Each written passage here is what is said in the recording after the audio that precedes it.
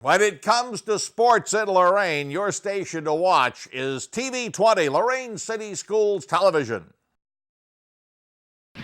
Jeff Santana will bat next. He's the right fielder for the Titans. The next one swung on and socked foul right back to the backstop. Julian Rodriguez bats third. He's the first baseman. Left fielder Manny Brown cleans things up for the Titans, hitting fifth. Ray Rodriguez, same as the second baseman at the 6-hole, hitting seventh at third base. Solomon Villarreal, 2-2, up and away, ball three. Batting eighth and pitching, Jaden Kender, and the catcher, A.J. Ramos, bats ninth. Payoff pitch on the way. Hopped him up behind home plate. That's foul and out of play, so the count remains full. Windy, as you can tell by the crowd mic. Rained quite a bit. We arrived here around 9:45, and then it stopped about a half hour ago. Field looks to be in pretty good playing condition. Another payoff pitch on the way. Upstairs, that's ball four. A 7-pitch free pass for Michael Clark. And in comes Jeff Santana. The defense behind Freddie Weimer. Carter Hyde at left, Jamaris Cook at center field, Michael Knapp at right. On the infield, Jordan Reed at the hot corner, up the middle. Devin Nail, the shortstop. Willie Cruz Rivera at second base. Hunter Osborne at first. Seth France will do the catching. He shows bunt, gets it down, but it goes foul, first base side. Santana trying to get that sacrifice down and put Michael Clark at a scoring position. Our umpires for today, Al Ivey calling the balls and strikes. Tom Ruth is on the bases. Both teams coming into this game at 500. We mentioned the Lorain Titans at 4-4. Elyria 5-5. The lefty unloads. Fastball misses down too low. Oh, it's 1-1 now on Jeff Santana. Santana's playing in his 9th game this season. Hitting a .143 on the year. He's driven in 3 runs. He does have a double and a triple. Fastball runs right along the inside corner for a called strike 2. A 1-ball, 2-strike count on Santana with Clark leading away from first base. He's got a decent lead over at first. The next one waved and missed that for strike 3. Was a hair late on that Freddie Weimer fastball. And we have one on with one down for the Titans, which brings in Julian Rodriguez. Boy, Rodriguez has found his way aboard quite a bit. .458 on base percentage over 8 games. A quick throw back over to first, but it does not get there in time.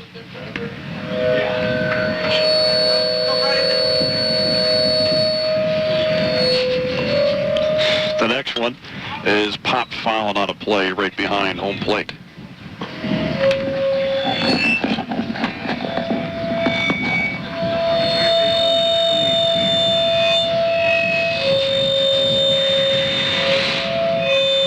We hope you're not hearing what we're hearing. Lots of feedback. Next pitch is popped up into shallow left field. Third baseman drifting back. Jordan Reed, now he drifts in a foul territory, and he makes the grab right next to the bag. Well, he immediately darted back. That ball kind of got hung up in the wind, and it was brought more towards the infield. So Rodriguez retired on a pop-out. And with 2 away now, the batter is Manny Brown. Brown, the cleanup batter, hitting .381 on the season. This will be his 8th game of the season. Weimer from the stretch, he deals, and he puts a fastball on the outer half of the plate for a called strike. Brown has 9 RBIs on the season. Runner goes, the next pitch, swung on and missed. The throw down to second base does not get there in time. A stolen bag for Michael Clark, but back at the plate, it's 0-2 on Manny Brown.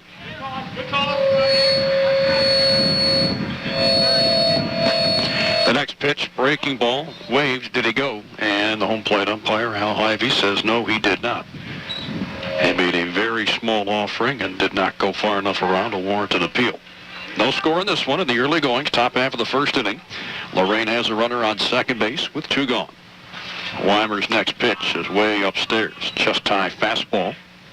And it's 2 balls and 2 strikes. Ray Rodriguez waiting patiently in the on-deck circle.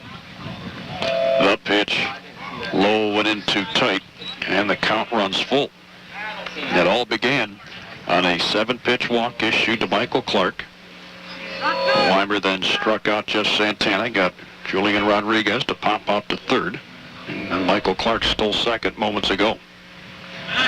He'll take his left foot off the slab and take a look back to second base just to try and keep Michael Clark honest.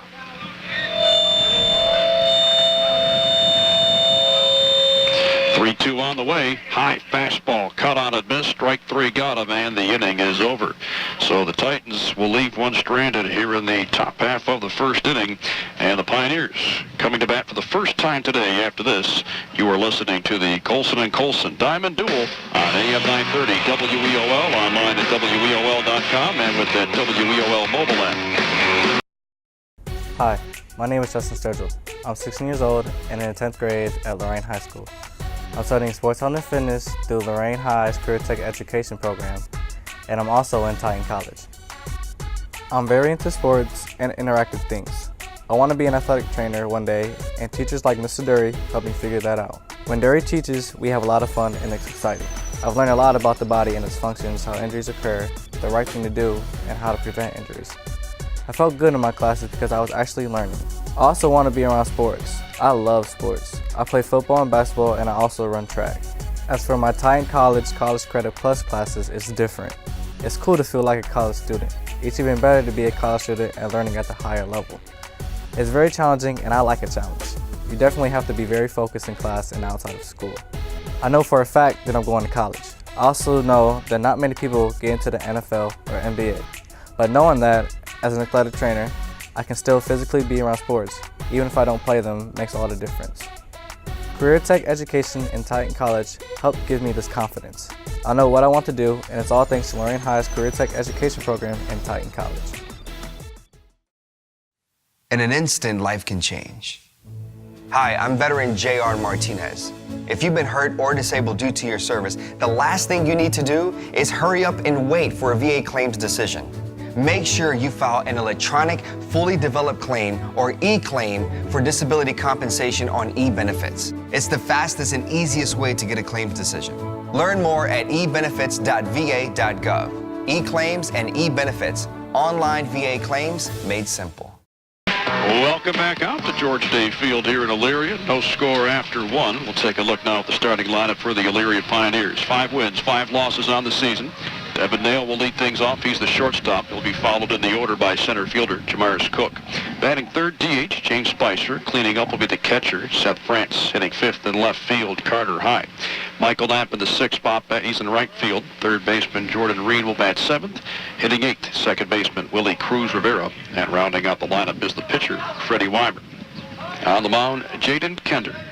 For the Lorain Titans, 2-0 and an ERA of 107. First pitch is lined foul down the right field line.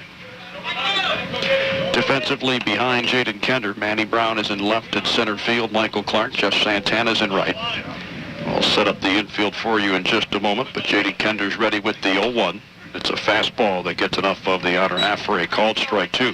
Solomon Villarreal is at third. Up the middle, Ray Rodriguez, the shortstop. Savian Amador, the second baseman. Julian Rodriguez at first. A.J. Ramos is catching. 0-2 breaking ball, bounces a couple of inches before it gets to home plate. And it's balled at 2 strikes on Nail. Nail has played at all 10 of Elyria's games this season. 269 hit around the year, 7 hits, a pair of 2-baggers, 5 RBIs. A windup and the 1-2. This is line down the right field line. It's slicing foul and out of play.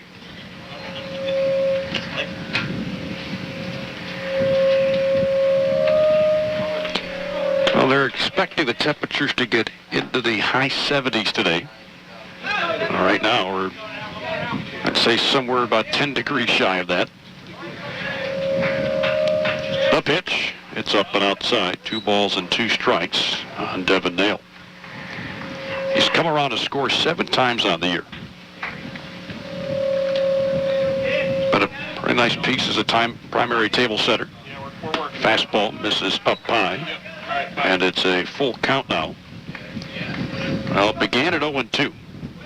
Couldn't get him to chase after a breaking ball, then he fouled one off, and he's missed with the last 2 to run the count full. Payoff pitch, down and outside, that's ball 4. And that is a very nice at-bat by Devin Nail. Anytime you can get a free pass to come out of a count where you were down 0-2. Enter Jamaris Cook. Cook, the center fielder, swinging from the left side. It's a lefty-lefty battle between he and Kender. Kender offers up a fastball, cut on and miss for strike 1. Cook's driven in 5 runs on the year of his 7 hits. A couple of those have gone for extra bases. 292 batter. The next pitch is swung on, line to second. It's snagged there by Amador. He throws back to first base, and they double up Devin Nail. Oh, Cook hit that one well right on the screws, but he lines into a 4-3 twin killing. And just like that, we have 2 away in the home half of the first inning. No score between the Pioneers and Titans on the Colson and Colson Diamond Duel. Happy to have you along for the ride today. Andy Bolbarch and Jared Kozar here with you. First pitch swung on and missed by Spicer. Spicer, the designated hitter, swinging from the right side. Kender's next pitch swung on, pop foul and out of play. That will land right behind us. And for the 3rd straight batter here, Jaden Kender has been able to pump in 2 strikes.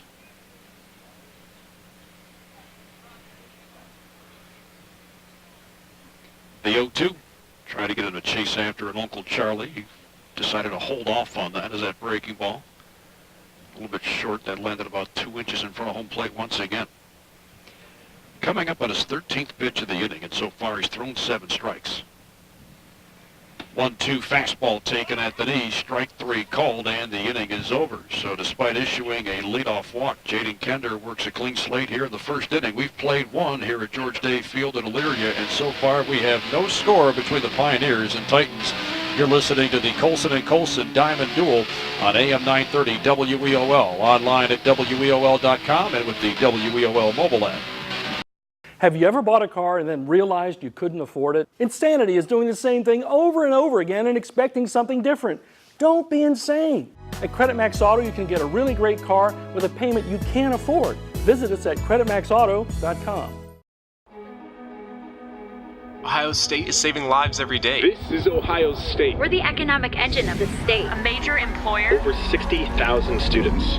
We're on the forefront of cancer research. An educational core of Ohio. Impacting tens of thousands daily. Our alumni organization is nearly 500,000 worldwide. This is Ohio State. This is Ohio State. Ohio State. This is the Ohio State University. Coming at you from George Day Field after 1 inning of action here in Elyria. Titans and Pioneers are scoreless. Ray Rodriguez, Savion Amador, and Solomon Villarreal. Batters 5, 6, and 7 due up to face lefty Freddie Weimer. First pitch swung on and into the air to left field, medium deep. Carter High drifting back. He settles underneath it and he puts it away for out number 1. Well, Ray Rodriguez went right after that first pitch that he saw from Weimer. Got a pretty good piece of it. Under it just a tad. And we have 1 away, which will bring in Amador. Playing in his 6th game of the season. 273 batter. He's found his way on base quite a bit this year. Actually got more walks than he does hits. First pitch, a chopper hit toward third. Picked up there by Jordan Reed on the cut of the grass. He'll fire over to first base and get Amador for out number 2. Well, he's been able to get these guys to swing at the first pitch. First 2 batters. Pretty aggressive approaches for both Rodriguez and Amador. 2 pitches, 2 strikes, 2 outs, and in comes Solomon Villarreal.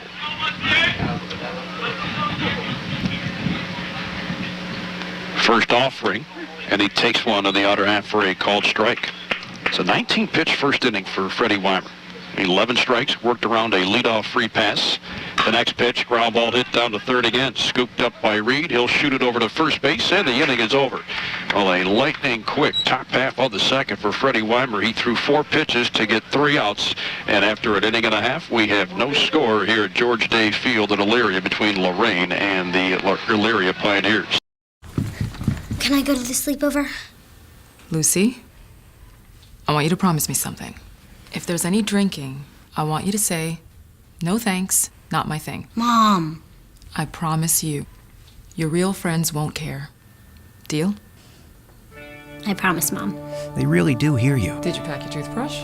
For tips on how to start the talk, visit underagedrinking.samhsa.gov. A public service message from the Substance Abuse and Mental Health Services Administration. One of my biggest passions in life is animals. That's why I've worked with Morris Animal Foundation for over 40 years. Morris Animal Foundation is a world leader in helping animals live longer, healthier lives. You can too.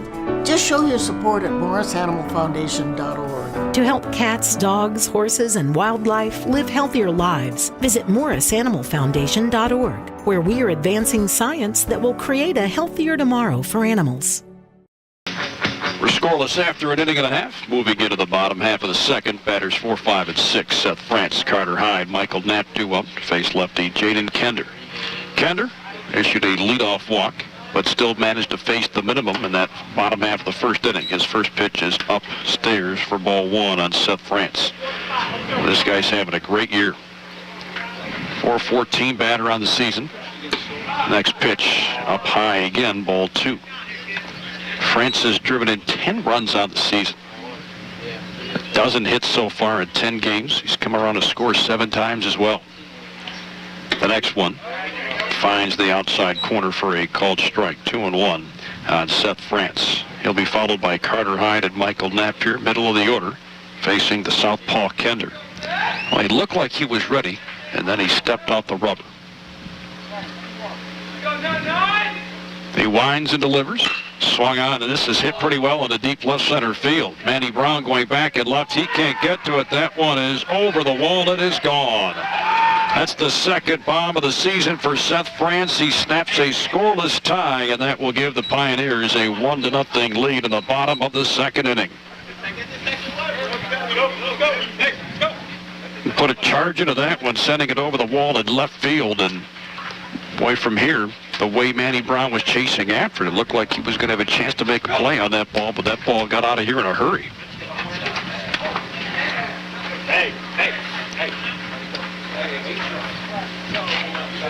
Well, it's a 1-0 lead early on, and then comes Carter Hyde. First pitch to Hyde is in there for a called strike. Both pitchers today have done a pretty nice job of pounding the strike zone. His next offering. Upstairs and outside, even the count at 1 ball and 1 strike. Carter Hyde also having a nice season at the plate. 375 batter on the season. The next pitch waved and missed that. A little bit behind on that fastball. Hyde has driven in 5 runs on the year. Also has 9 hits, couple going for extra bases. Fastball eye high, 2 balls and 2 strikes. Put the run up. Kender will shake off his battery mate once, comes right back. It's fouled back this direction and way out of play. Well, not only was France's home run the first run of this game, was the first hit of this game too. Both starting pitchers issued leadoff free passes in the first inning, but managed to work around those. Fastball way upstairs. And a full count now facing Carter Hyde.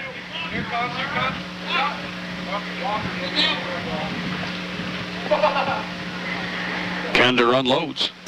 He misses away, ball 4. So Hyde is on with the free pass. A 7-pitch walk issued to Hyde, and in comes Michael Knapp.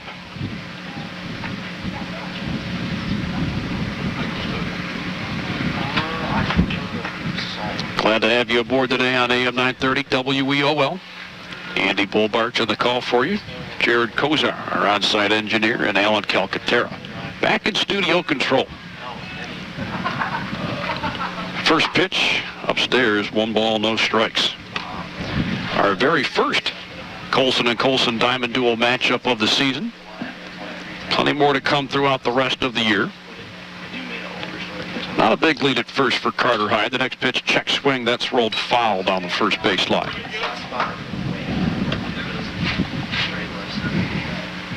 Well, here the first and third base lines are all grass. No dirt going up either one of those lines. A little bit unusual. Don't see a whole lot of that anymore. Kender set below his chin. The next pitch, runner goes, and that one's spoiled foul off to the right. And this time of the year around here, of course, you just never know what to expect as far as the weather goes, but the field really is in pretty good playing shape. Brief pause in the action here as they're waiting for a new baseball to play with. As a matter of fact, I think someone just ran out and got that home run ball that was hit by France to start this inning. That solo shot, his second of the year, and that has Elyria up 1-0.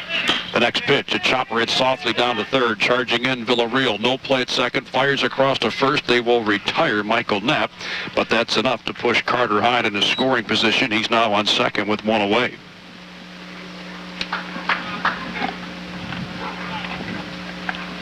Well, because, it's maybe a hair damp because of the rain that we had earlier. That certainly could slow things down a little bit on that grass infield. The first pitch is swung on and hit pretty well off the bat of Reed into center field, right at Michael Clark. Clark will make the grab, and that'll be enough to keep Carter Hyde at second base. Reed got a pretty good piece of that one. Came up swinging at that first pitch. And with a man on second, there are two down here for Willie Cruz Rivera. Don't forget, when we're done here today, we'll get you out to the Quicken Loans Arena, where the Cobos Insurance Center Countdown at the Cube, presented by Ray Gittich Heating and Cooling. First pitch hit on the ground to shortstop. It's picked up there by Ray Rodriguez. He'll toss over to first, and the inning is over. Well, that'll do it for the Pioneers in the second. They do take the lead, though, on a solo homer from Seth France. 1-0 Elyria after two. You are listening to the Colson & Colson Diamond Duel on AM 930 WEOL, online at WEOL.com and with the WEOL mobile app. Hi, my name is Sam Lucky. I'm 16 years old and in 11th grade at Lorain High School. I'm a web design student in Lorain High's Career Tech Education program. In the first year, I started with video production. There's a lot of editing, but you get to be creative and you can create your own designs. We also did a 30-second commercial and made logos for the school with different effects like lightning and fire. I like how I can do certain animations with characters in the game. We learned to make them do silly things like jumping around and going across the screen. We even got to make a game where we can create our own levels. In web design, there's a lot of coding, and it has to be precise. You can't make any mistakes because the page can get really messed up. Our teacher, Mr. Trout, helps us get it right. Trout has taught me a lot about video production, game, and web design. I do know that I definitely want to continue studying game design. I can see myself one day creating a game or working with other people who make games. I'm glad I did this because I'm pretty sure what I want to do with my life, and it's all thanks to Lorain High's Career Tech Web Design program. 2 innings into this one, a 1-0 lead for the Elyria Pioneers over the Lorain Titans. Lorain has their 8-9-1 batters due up: Jaden Kender, A.J. Ramos, and Michael Clark to face Freddie Weimer. Andy Bullbarge joined alongside Jared Kozar. We're on TV today here, Jared. Sure are. Well, we are online. Well, we will be on the WLCS Lorain TV 20 for all you Spectrum cable subscribers out in Lorain. And also, you can check us out on the WLCS YouTube webpage, and that's taken care of by Joe Bach. How do you spell that, Andy? It's B-O-C-K. First pitch is swung out and popped foul. I didn't know I was entering a spelling bee when I came here today. Seems pretty simple, though. B-O-C-K, right? You're going to hear that a lot from Tim one of these days. Okay. That's been going on for a while. 0-1 breaking ball cut on and missed for strike two. Jaden Kender, left-handed pitcher, but he swings from the right side. He leads things off here in the third. Fastball runs right across the outside corner. Strike three called. Kender goes down looking. That's the third strikeout of the game for Freddie Weimer. And that'll bring in A.J. Ramos. Well, it's a good thing he's just filming the game and he's not filming us. I didn't exactly put Sunday's best on to come out and do this one. Neither did I. We got a great between us, too. That's another good factor. That's a great factor. Good point. Ball and no strikes on A.J. Ramos. The next pitch is tapped foul to even things at 1-1. We mentioned that coming up when we're done is the Cobos Insurance Center Countdown at the Cube. Tim Alcorn, Matt Lodi down at Quicken Loans Arena to preview the Cleveland Cavaliers' first-round matchup of the NBA playoffs against the Indiana Pacers. And again, that's coming your way when we step aside here. 2-1, swung on, and this is hit on a line between the first and second baseman. That'll roll into right field for a base hit. Good effort at second by Willie Cruz Rivera to try and get a piece of that one, but A.J. Ramos able to go the opposite direction, and that's the first hit of the game for the Titans. And brings us back to the top of the order. We also have a courtesy runner.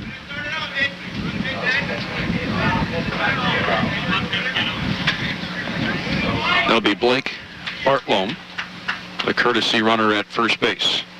First pitch is up high for a ball. Don't know how long that courtesy runner rule has been around. I want to say somewhere in the area of 10 years, maybe 15 years. The next pitch, well, actually hang tight. Time was called for before he swung at that. I think they called a balk. They did indeed. A balk was the call. So Bartlome, the courtesy runner, now on second base. The pitch did not count, so it is still 1-0 on Michael Clark. Don't forget, Monday through Fridays, 3 to 6, you can catch yours truly and Matt Douglas on Bullseye on the afternoon. It's relatively new, right? Sure, we've had that for about we're going to the third month now. Yeah, It's a good program in the afternoon. You like to catch that, get up to speed on some things that are going on the local side of things, in sports, entertainment, food, everything.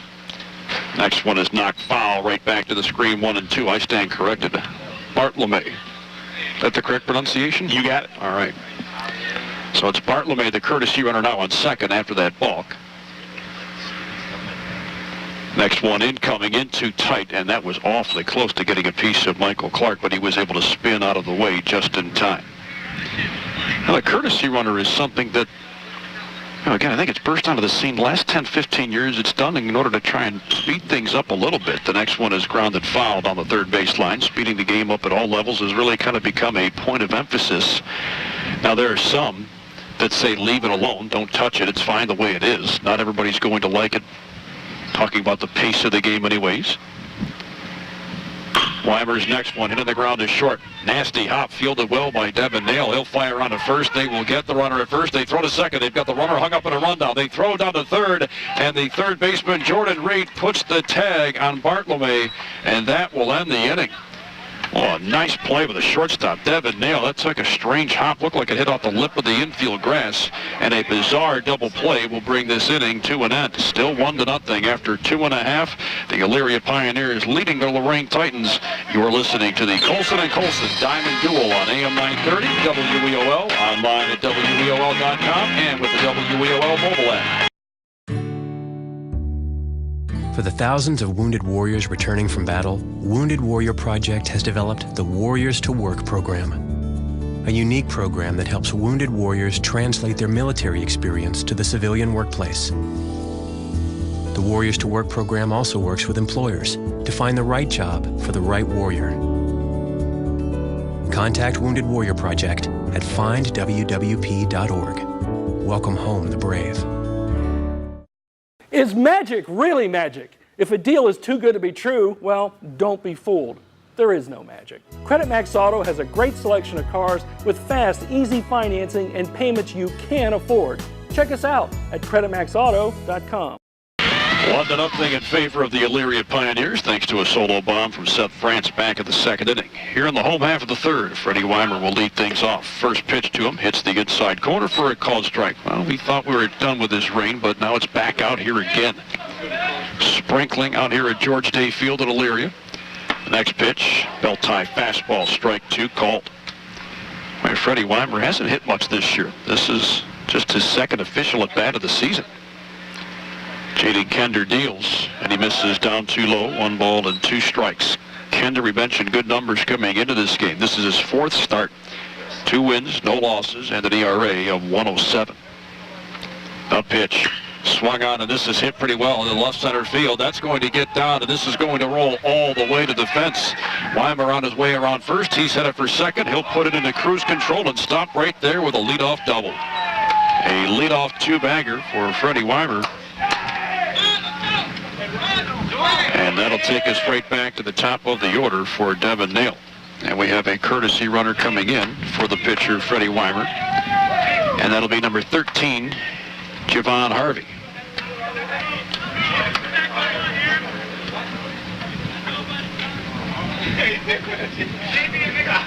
That's the second inning in a row. An extra base hit has started the inning off. The first pitch swung on and bounced to short. Nifty stop there by Ray Rodriguez. He'll throw on to first, and they will get Devin Nail. Oh, and Nail just had a base hit stolen away from him there on a nice play by Ray Rodriguez. He was able to go down to a knee and make a nifty backhand pick. Looked the runner back at second, then threw a bullet over to first base. In comes Jamarius Cook.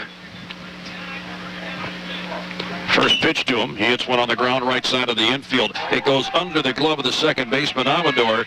It's going to go slowly into shallow right. The throw from right will go all the way past the catcher, Ramos, and that's going to allow the run to score. So there will be a couple of errors assessed on that play. Cook makes his way to second base, and Freddie Weimer, check that, not Freddie Weimer, Javon Harvey's going to score. He was the courtesy runner. And it makes it 2-0 Pioneers. First pitch swung on by Spicer. This one is hit into deep center field. It'll be caught there by Clark. Runner tagging from second on his way to third base. I should say runner will stay at second base. James Spicer really put a good charge into that one, but center fielder Michael Clark was able to put that one away. Now, a nice throw by Clark from center field. It was a little bit offline, and I think Cook really thought about taking off for third. He decided to stay put. And now the rain is really picking up its steam a little bit here.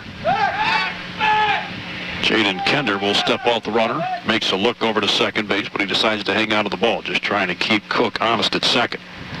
2-0 Pioneers. The next pitch is up and away.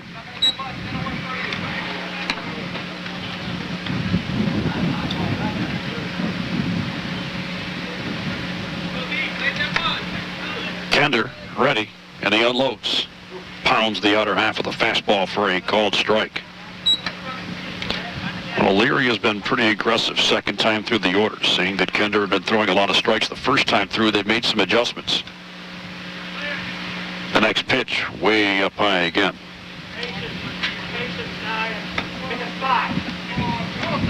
Your pitch, your spot. France, with that home run, is second of the year. The next pitch is down too low, and a hitter's count facing him here, 3 balls and a strike. Carter Hyde waits in the on-deck circle. An errant throw from shallow right brought in the first run of this inning. The next pitch, and that got just enough of the inside corner to be called strike 2, and that'll stuff the count full. Cook remains at second with 2 gone for the Pioneers, last of the third. And as the rain continues to come down here, it'll be tougher for these guys to get a good grip on that ball. The next pitch, a chopper, left side of the infield, gets by a diving Rodriguez. At short, goes in a left field base hit. Brown picks it up and left. His throw to the plate is going to be offline. It's retrieved behind the plate by A.J. Ramos. That is a 2-out RBI base hit for Seth France. He'll advance to second on the throw from left field. He has 2 RBIs in today's game, making it 3-0 Elyria.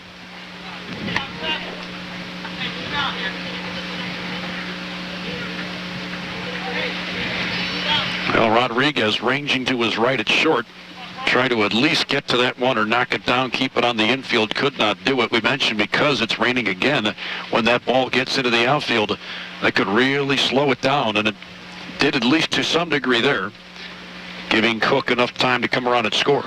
To be fair, Bull, we've gone from a drizzle to a pretty persistent rainfall, too. The next pitch is popped foul and out of play off the bat of Carter Hyde.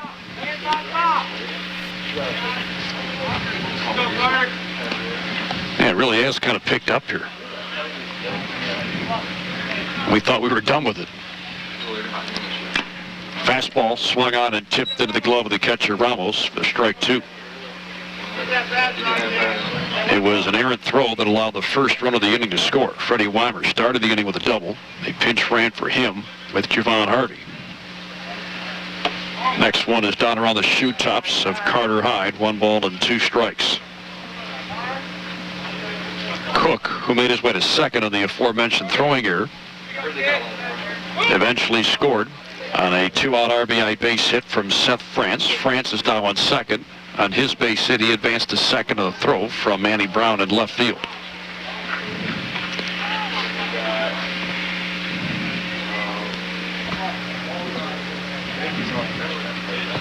From the stretch, Kender deals. He's up and outside.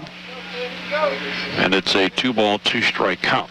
Courtesy runner at second base is Jarrett Walker.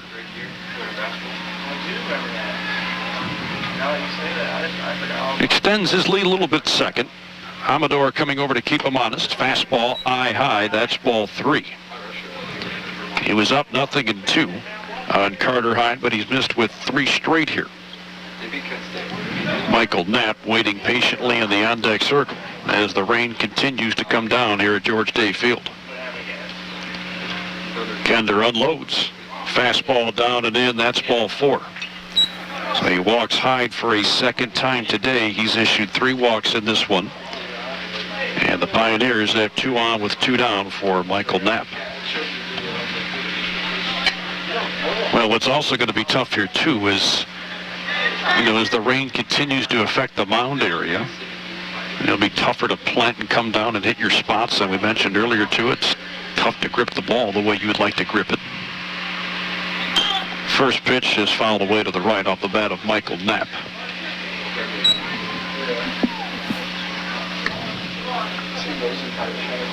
Both teams came into this one with 500 records. Elyria 5-5, Lorain 4-4. Kender ready at his chin. The next pitch, high and outside. First time through the order, Michael Knapp bounced out to Solomon Villarreal at third base. It's Jarrett Walker at second and Carter Hyde at first base. Kender deals, and he misses outside again to the right-handed hitting Michael Knapp. 2 balls, 1 strike. All right, the rain has eased up at least a little bit. It's better than what it was 2 batters ago. The next pitch is knocked foul right back to the backstop. A 2-ball, 2-strike count on Kender. A little bit of action going now, Bull, in the Titan bullpen over there down the left field line. Got to think this is the first of 2 this afternoon and morning here. We'll only carry this one, but they want to save some arms. Next one is lined over a leaping Rodriguez at short, and it goes into left field for a base hit. That's going to bring a run in. Scoring from second is Jarrett Walker, making his way from first to third. Carter Hyde credit Michael Knapp with an RBI single, and that'll make it 4-0 Pioneers.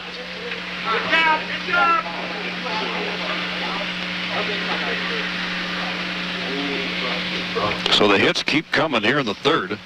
The only hit that the Pioneers had coming into this inning was that homer from France, but it all started this inning on that double from Freddie Weimer. And now we have a brief meeting at the mound here. And Jared, you mentioned that there's some action going on in that bullpen unofficially.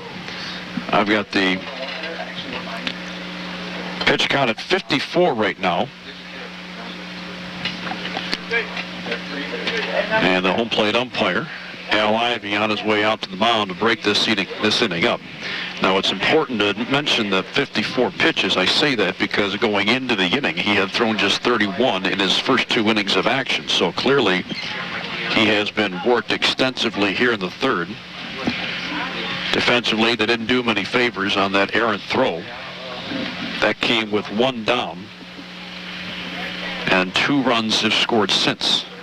It was a rough sequence, Bull, and you mentioned outside of the long ball, Kender had pitched pretty well to that point, and recovered nicely right after that. It's just the errors compounded things. Runner takes off for second, and he will get there easily. There's a runner on third, so the catcher Ramos just decided to fire that back to the pitcher, and now you've got men on second and third with 2 away. Jordan Reed flew out to Michael Clark in center his last time up. The next pitch, chest-high fastball. 2 balls, no strikes here. And that pitch count gets close to 60. Reed's hitting .214 on the season. The next pitch down too low. And he's gone 3-0 now to Reed with Willie Cruz Rivera in the on-deck circle.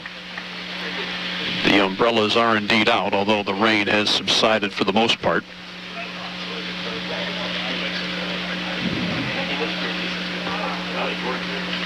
The pitch, way up high, ball 4. So Jordan Reed will trot down to first base, and now the bases are full of Pioneers with 2 away for the 9th batter of the inning, and Willie Cruz Rivera. The guy who started this thing is Freddie Weimer. He's in the on-deck circle. He got this thing going with a double. The pitch is low for a ball, and now that's 5 straight from Jaden Kender. Again, he came into this thing with very good numbers, but he had surrendered just the home run to Seth France in 2 innings of work, but the 3rd inning has been a tough one for him here. Next pitch is hit foul. It goes beyond the backstop, hits off the top of a silver truck behind us, and it's 1-1. I try to park as far away as possible, knowing that was a possibility. The van's in striking distance back there, so we'll have to say a prayer for it. Yeah. The next pitch, waved and missed that for strike 2. A 4-0 advantage for the Pioneers, getting 3 so far here in the 3rd. And they've got the bases loaded with 2 gone. Willie Cruz Rivera hitting .273 on the year. Next pitch is grounded towards short, fielded there by Ray Rodriguez. He'll flip to second for the force out, and the inning is over. So that'll do it for the Pioneers in the 3rd, but they do some damage, scoring 3 times, doing so on 3 hits and taking advantage of an error along the way. 4-0 Elyria. After 3, you're listening to the Colson & Colson Diamond Duel on AM 930 WEOL, online at WEOL.com and with the WEOL mobile app. Hi, my name is Brandon Tolliver. I'm 16 years old and I am in the 10th grade at Lorain High School. I am a robotics student in Lorain High's Career Technical Education program.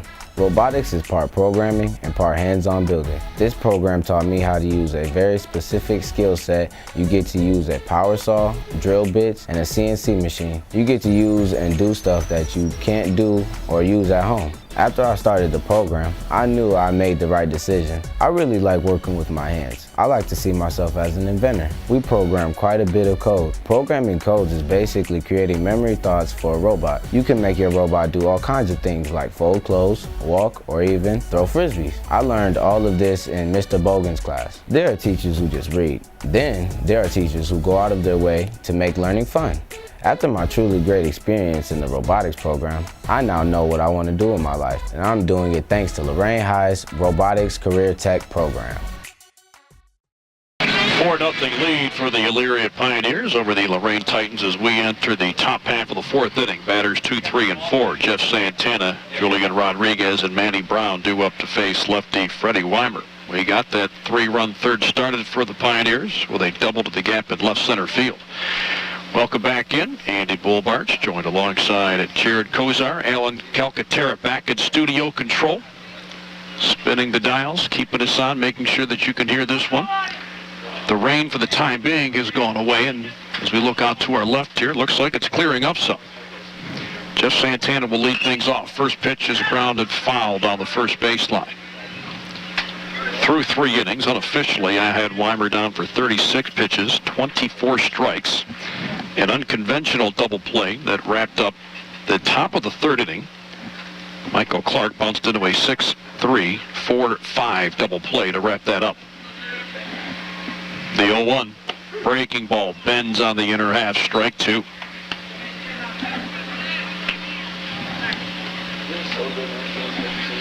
Santana went down swinging back of the 1st. The next pitch, check swing, ground ball hit down to 1st, picked up there by Hunter Osborne. He'll take it to the bag himself to get the out unassisted, 1 away.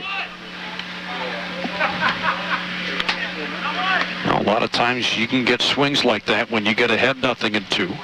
Santana wasn't completely sure when he went after that one and just rolled that down the first baseline. Enter Julian Rodriguez, popped out and foul ground to the 3rd baseman Jordan Reed back in the 1st. Freddie Weimer's first pitch is down too low for a ball. Again, today we're taking you into the Cobos Insurance Center. Countdown at the cue with Tim Alcorn. Fastball low and away, 2 balls, no strikes. He's out there with Matt Lodi today, previewing the Cleveland Cavaliers and the Indiana Pacers. Game 1 in that playoff series. The next pitch popped him up. Foul ground, first base side. Osborne on the chase. And he runs out of room, can't make the grab.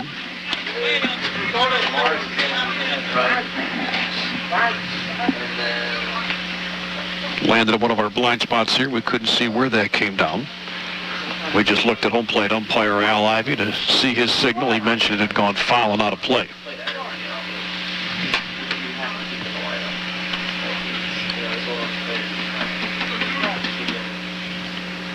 Weimer winds and delivers. Breaking ball, just a tad too low. And a 3-1 count facing Rodriguez with Manny Brown due up next. Weimer's allowed just 1 hit so far. The next pitch swung on and grounded right side of the infield. That's going to get by a sliding Willie Cruz Rivera and roll into right field for a base hit. Good piece of hitting there by Julian Rodriguez, going the opposite direction, finding some room on the right side of that infield, and he's aboard with 1 away for Manny Brown.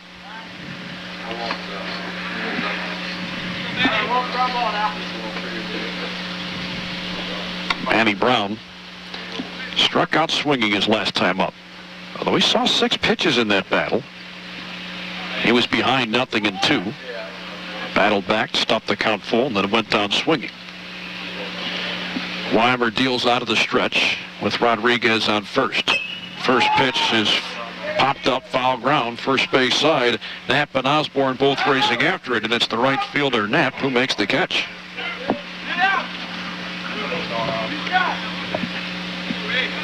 Well, that also was hit into one of our blind spots, but Knapp came charging over from right field to make the grab in foul territory, and boy, that pitch looked like it was a little bit high, but Manny Brown went after it anyways. And with 2 gone now, the batter is Ray Rodriguez. The pitch, that's chopped foul, wide of the third base coach's box.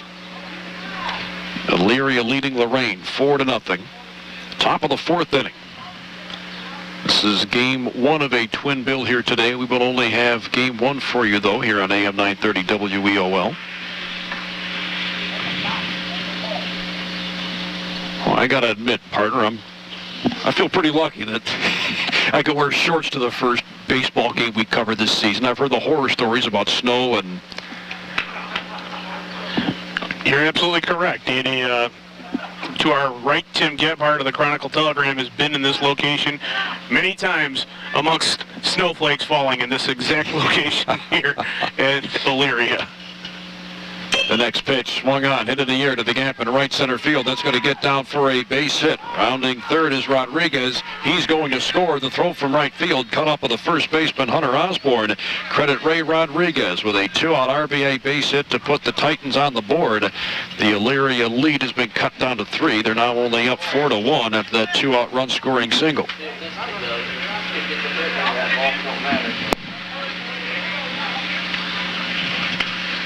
A good piece of hitting by Ray Rodriguez. Stayed on that, went the opposite way, and here comes Savion Amador. First pitch to him is up and outside, 1-0. All 3 hits surrendered by Weimer so far have been base hits.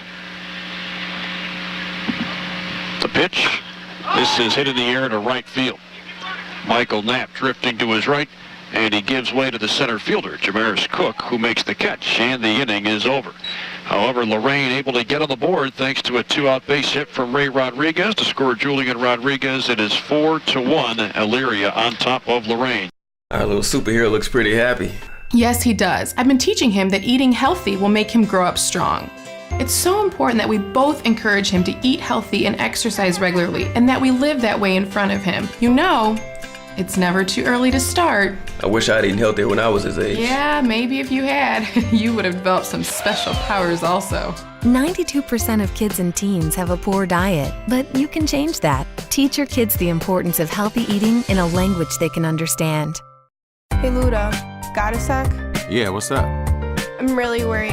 One of my friends is living on the street. I know someone who can help. Who?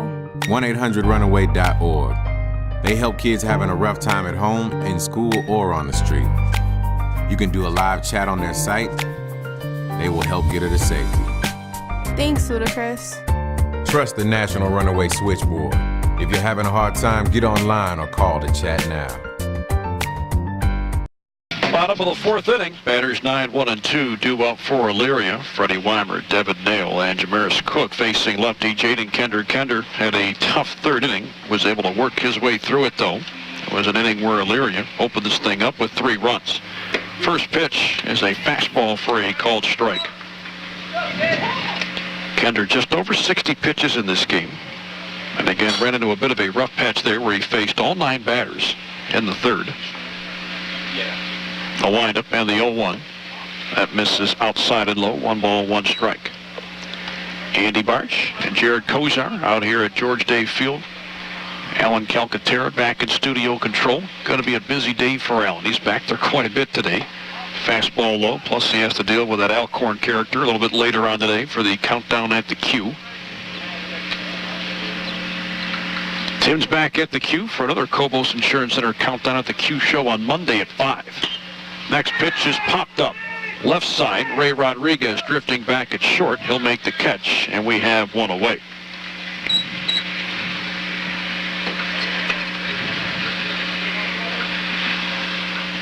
Well, here we are the day before Easter. We were talking earlier about some of the snowy conditions and some of the horror stories that, well, Jared, you've been a part of. What's the coldest game you can remember? Boy, I'd have to say it was here. Might have been in this very same set of circumstances. It might have been a Lorain Elyria game probably about 3 years ago. And as I mentioned, Tim Gebhardt right here to our right was there too, and it was snowing that day.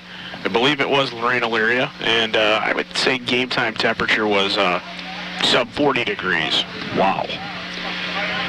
See, sub 40 sometimes doesn't sound bad. It's okay for about 5 or 10 minutes. The next pitch is hit foul right to the backstop. But when you're sitting in sub 40 temperatures for more than 10 or 15 minutes, sitting still, it gets pretty rough. Right. We were dug in for 2 that day, I believe, as well. So, you can imagine how it felt after about, 3 or 4 o'clock that afternoon. Fastball low and outside, 2 balls, 1 strike. Well, I'll tell you, and, when you can do things between innings to try and keep yourself warm, but there's only so much you can do. Kender offers up, and this one is fouled away to the right. A 4-1 lead for Elyria. And you're relatively new to the area, so to speak, outside of your work with the Crushers. But what a lot of people maybe don't know, you've been informed about the Priebus softball tournament there in LaGrange and over in Wellington. I will be there in a couple weeks, yeah. Exactly. I've seen Tim Alcorn probably bundled up in a sweatshirt in between innings and only remove his hand to change that score sheet and then put it back in there and bundle up again. Because you're talking about 3 games straight there. Fastball misses up high for ball 4 on Devin Nail. He'll make his way down to first. That's the second time he has walked today. So 1 on and 1 away for the Pioneers. And then comes Jamaris Cook. Well, at Notre Dame, I would score the softball games there. And you were on a concrete slab behind home plate. But there was nothing to block you from the wind and the elements. So I feel his pain in that regard. Runner goes, fastball high. The throw down to second base is high, and it goes into center field. Devin Nail started for third, then he slammed on the brakes. He will remain at second after that stolen base.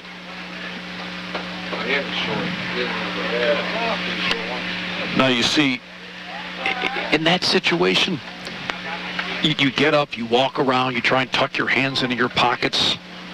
But again, there's only so much you can do to keep yourself warm. Next pitch, he shows bunt, yanks it back. It'll miss down low, 2-0.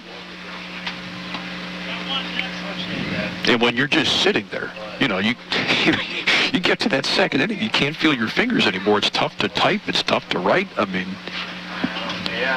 fastball way up high, ball 3.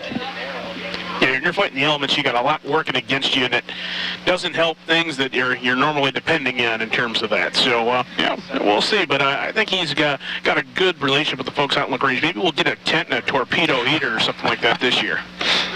Fastball runs right along the inside corner, called strike one, a torpedo heater. One of those, yeah. That just sounds cool. Sure, yeah. You've seen him on the sidelines at, big-time college football programs and NFL games. It'll do the job. 3-1, this is chopped foul. A full count facing Cook with Devin Nail at second base. Of course, maybe we'll get weather similar to today, and we won't have to look forward to using the heater out there. Rain, notwithstanding. So what do they do for it? Do they put a tent up? I mean, if it rains, what do you do? Well, we do. The setup we've had the past couple of years there, they have a tent up there, kind of like a three-way encompassment with the front part open. And we go from there. And then the other thing they have there, secret of the pros, they've got a great hospitality room up there in a octagon-shaped room in the middle of the ballpark there. You hit that in between. That can warm you up pretty quick. He did tell me about the hospitality room. I think I'm leading off that day, and then Tim comes in for the next two. Looking forward to that. I've seen a bazillion fast-pitch softball games at the college level the last 6 or 7 years. I've never called one on the radio, though. So looking forward to seeing how all of that works. But he did pump up that hospitality sweep quite a bit. I think that's why he scheduled himself for that. Payoff pitch is knocked foul. That one goes over the dugout on the third base side, occupied by the Lorain Titans. The count remains full here on Cook. Cook lined into a double play in the first, reached on an error back at the third. The next pitch is down too low, ball four. He saw 7 pitches in that battle against Jaden Kender. That's back-to-back one-out walks. Men on first and second, one away here for James Spicer. And unofficially, by my count, that's 80 pitches for Kender. Pitch to Spicer is way up high, ball one. Well, there was activity a little bit earlier in the Titan bullpen. Right now, there's nothing going on down that left field line. Jaden Kender was ready for the stretch, then he stepped off and made a look towards second base, getting Devin Nail to retreat.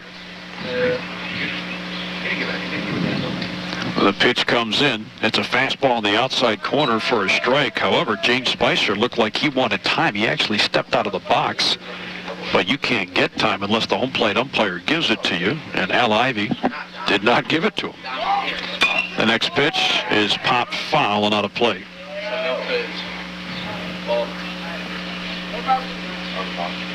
And actually, they called a balk on that, so that's the second balk they have called today. So it's still 1 ball and 1 strike. Base hit from Spicer, you got to imagine, should plate 2 here. Fastball, just tie, 2 balls and a strike. It has stopped raining, but again, it is pretty damp out there.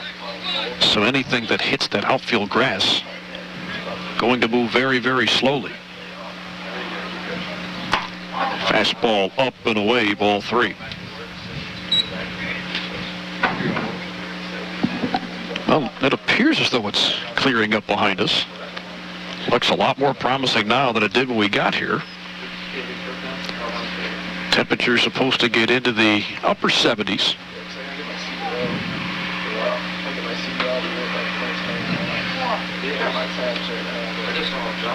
A brief meeting between Kender and the catcher A.J. Ramos, and now we see a couple of Titans heading down to that bullpen area. The next pitch swung on and missed for strike 2, and another full count facing Kender. Really laboring out there now. This is the 3rd straight full count he's worked himself into. Spicer today went down looking in the first inning, then he flew out to Michael Clark in center back in the 3rd. The payoff, swung on and lifted foul right side. That'll make its way out of play.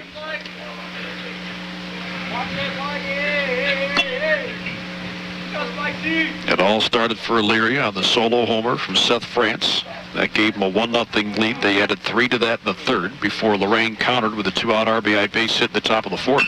Next pitch is grounded, left side of the infield. That's going to get through for a base hit. One run is in. Cook around third. He'll try to score. The throw from left field is in time. They got him at home plate. Manny Brown will throw to the dish, and the catcher, A.J. Ramos, puts the tag on. So James Spicer with an RBI single to score Devin Nail.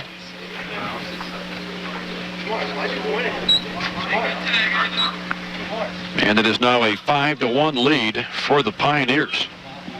Great throw by Brown there, and it was nice to see them share a laugh at the dish. Al Ivy and the Elyria folks, they knew that they got gun there.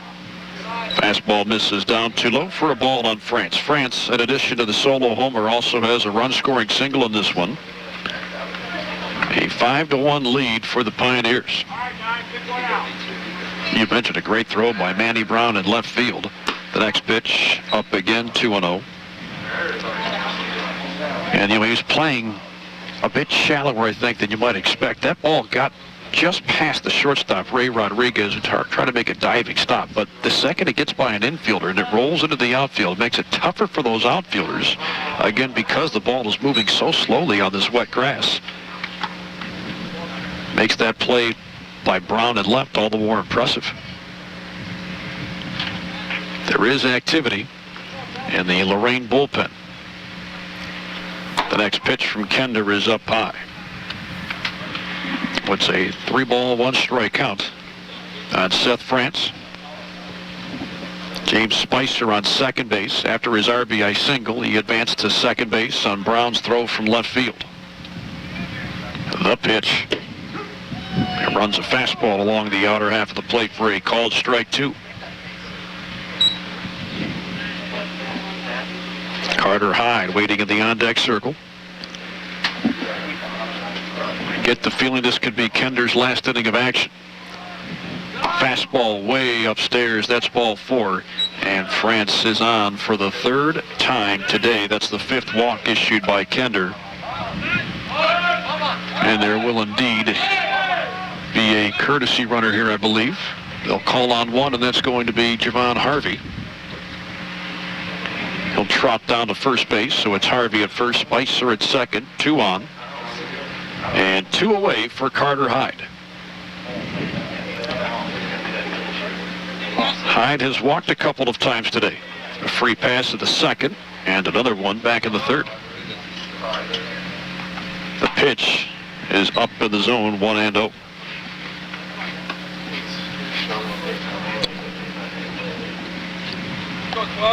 Well, by my count, that was number 94 for Jaden Kender.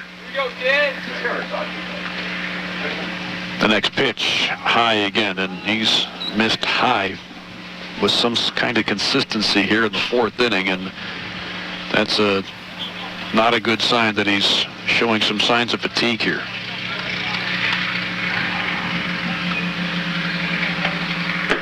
There's a fastball, thigh high, taken for a called strike by Hyde.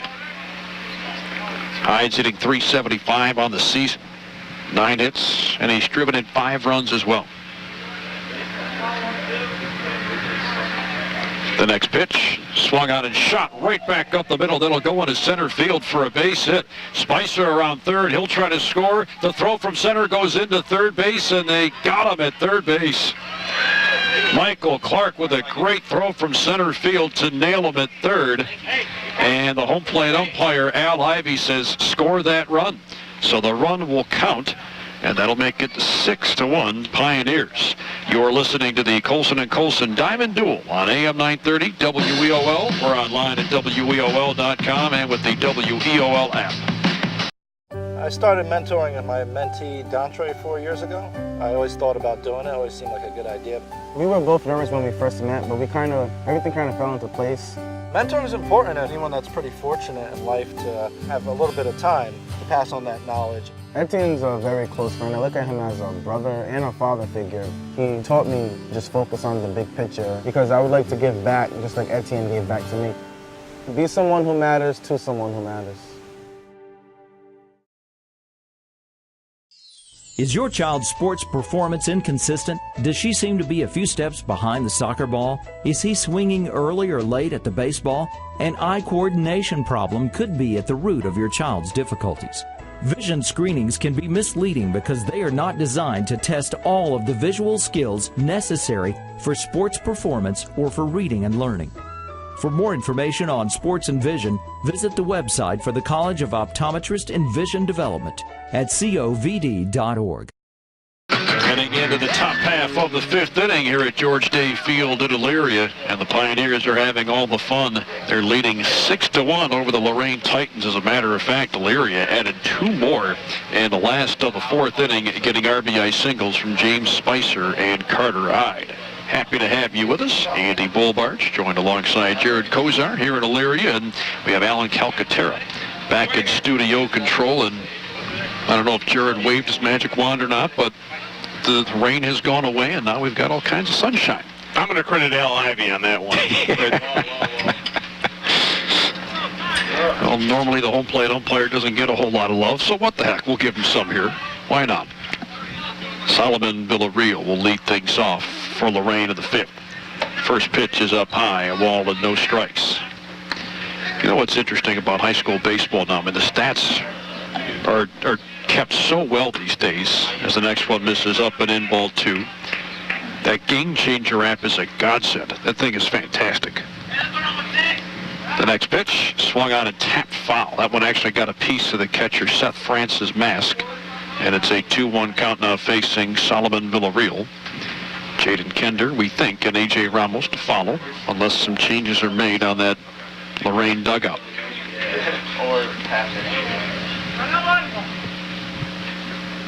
Weimer offers up. Chopper hit right side of the mound. That's going to be picked up by Willie Cruz-Rivera at second, but he slides as he tried to redirect.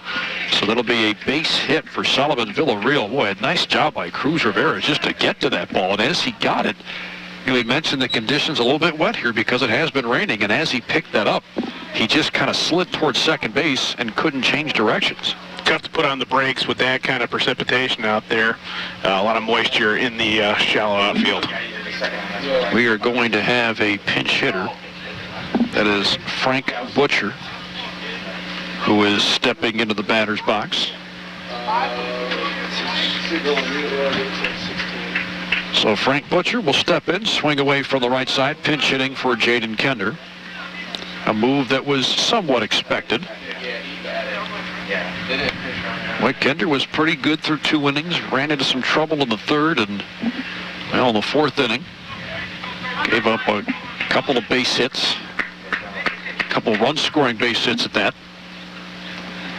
First pitch is a fastball down and outside, 1-0. The first time through the order, Freddie Weimer had only allowed 2 base runners, a walk to Michael Clark in the first and a base hit to A.J. Ramos in the third.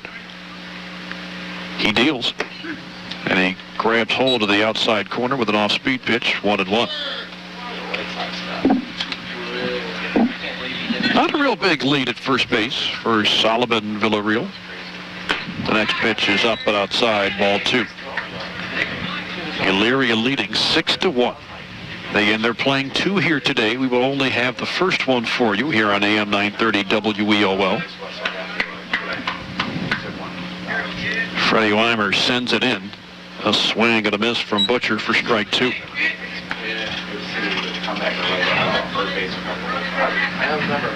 Later on today, it's the Cobos Insurance Center Countdown at the Cue, presented by Ray Gittich Heating and Cooling.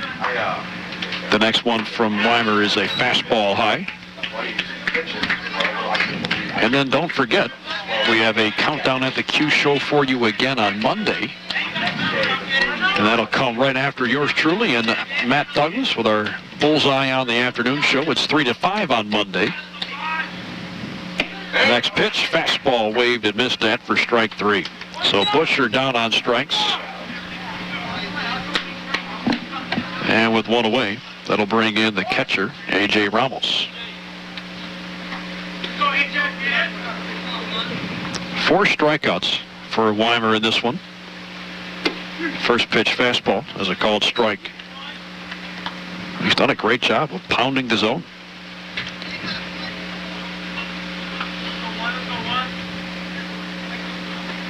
Next pitch is down too low. 1 ball, 1 strike.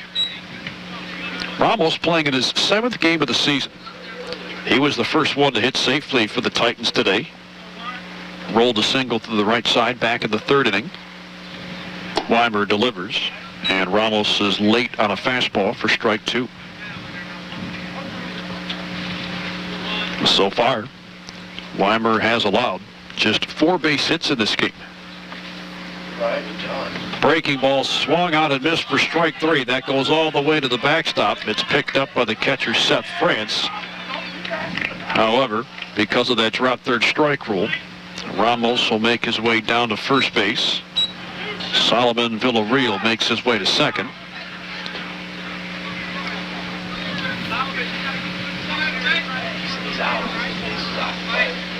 He is out because first base is occupied. So the runner will get to second. That's that stupid drop third strike rule. I'll never understand it. Wish they'd get rid of it.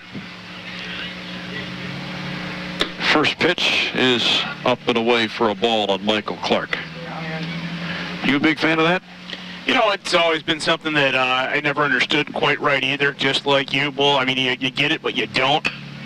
Next pitch is lined to third and snagged there by Jordan Reed, and that will end the inning. We'll have to pick up this discussion later on. Lorain will leave one stranded here in the 5th inning, and after 4.5, Elyria still leads 6-1. Hi, my name is Mayra Codman. I'm 16 years old and in 11th grade at Lorain High School. I'm studying math and science through the College Credit Plus program. Taking classes through Titan College has really given me an advantage. I'm learning how to be a college student in my Titan College classes. I'm pretty much getting my associate's degree by the time I'm finished high school, and I'm excited because it's going to be free. I can get to where I want to go faster. As for Titan College's CCP classes, you've just got to be aware of the workload. You have to know that you will have more work. You can't slack, and there are more requirements and more thought processes involved. You gotta study. You do get used to it after a while, and it does get easier. Procrastination is a killer, so don't do it. I'm working on completing my associate's degree before I finish high school, and it's all thanks to Lorain High and Titan College.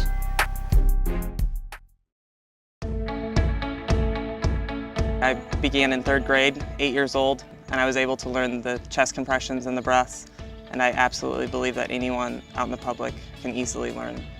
We got a page for an unresponsive 2-month-old, and when I got the first glimpse of the 2-month-old, he was blue. We didn't even get to go inside. I just jumped in the back and we started CPR, continuing CPR, and you were able to see the color start to come back, and then we were able to actually get his heart rate back. It was a pretty moving part in the story that we were able to save a 2-month-old's life.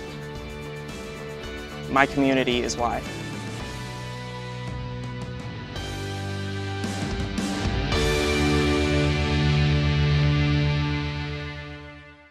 Welcome back out to George Day Field here in Elyria. So far, Pioneers having the fun at the expense of the Lorain Titans. Elyria up 6-1 as we enter the bottom half of the 5th inning. Michael Knapp, Jordan Reed, and Willie Cruz Rivera, batters 6, 7, and 8. They will face a new pitcher. It'll be right-hander Frank Butcher on the mound for the Titans. He pinch hit for Jaden Kender in the last half inning. Butcher's got some pretty good numbers on the mound so far this season. No wins or losses. He's appeared 3 times, all in relief, going 5 1/3. He has surrendered 4 runs, only one of those earned on 4 hits with 9 strikeouts with an ERA of 1.31. Andy Bullbarch, Jared Kozar with you here at George Day Field. Alan Calcaterra back at studio control. Actually, we can see a little bit of the sky and a break in the clouds back there, so the weather conditions have drastically improved since we went on the air. Some sun grazing the infield here over at George Day Field. First pitch is up and inside for a ball on Michael Knapp. It's good news for us, Bull. It's good news for Joe Bach of WLCS TV 20 in Lorain, because he's able to put his shirt back on. He had his shirt over the camera over there in the stands. A lot of people didn't catch that one. Swing and a line shot over the head of the third baseman Villarreal. That'll make its way into left field, and a leadoff base hit for Michael Knapp. Joe is tied into our audio here today, this afternoon. He'll be in for this game. And those of you cable subscribers in Lorain can catch him on TV 20. And you can also check out the YouTube page that Joe takes care of so well. He's got some classics up there, too. The WLCS YouTube page, you can see some classic games dating back well over 20 years now. The pitch is up high for a ball on Jordan Reed. You know what?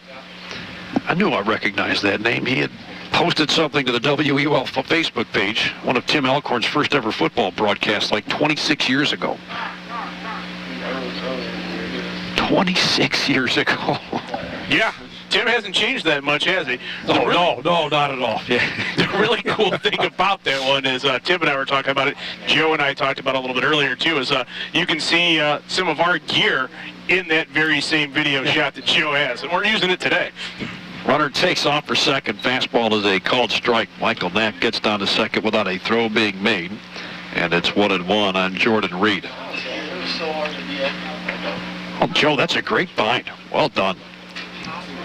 I didn't think they actually had cameras when Alcorn first began broadcasting. Joe was winding it. Joe was like, yeah. He had it on 9mm somewhere. Built it in the garage and brought it out that afternoon. Runner on second. Nobody out. Bottom 5. It's a 6-1 lead for the Pioneers. Frank Butcher has the ball behind his back in that right hand of his. He'll come set. He'll look towards second base, but no throw is made. Well, it almost looked like he didn't completely come set there. Michael Knapp dancing away from second base. The pitch is high and inside, 2-1.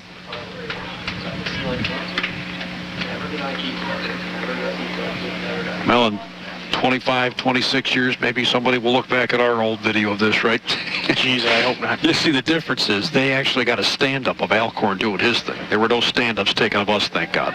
They'll throw behind the runner at second. It's an errant throw, though, when it gets into center field. Taking off for third, Michael Knapp, and he is going to stop right there. The throw from center field goes into the plate, bounces by the catcher, A.J. Ramos. It goes all the way to the backstop, and the runner will score.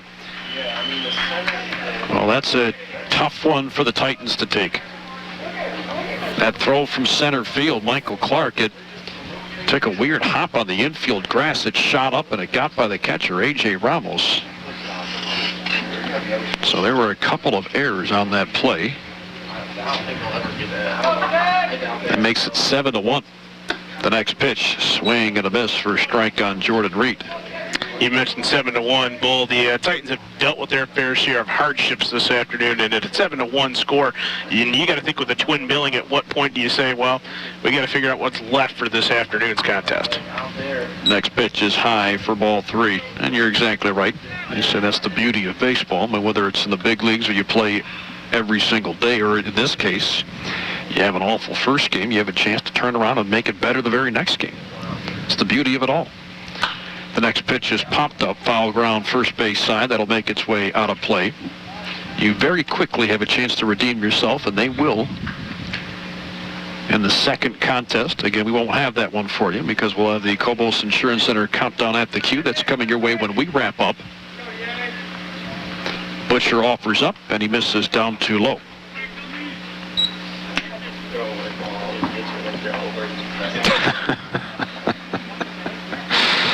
You never know when the boss is listening.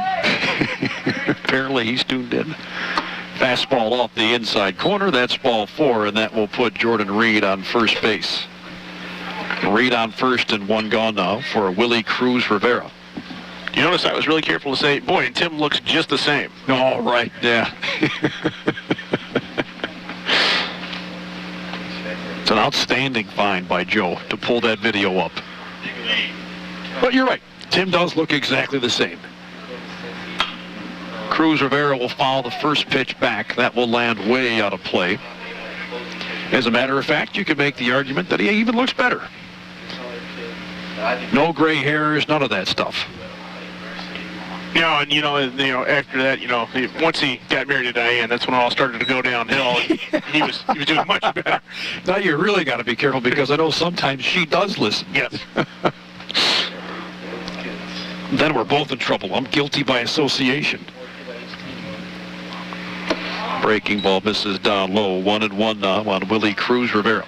Jordan Reed on first. That was the second walk issued to him today.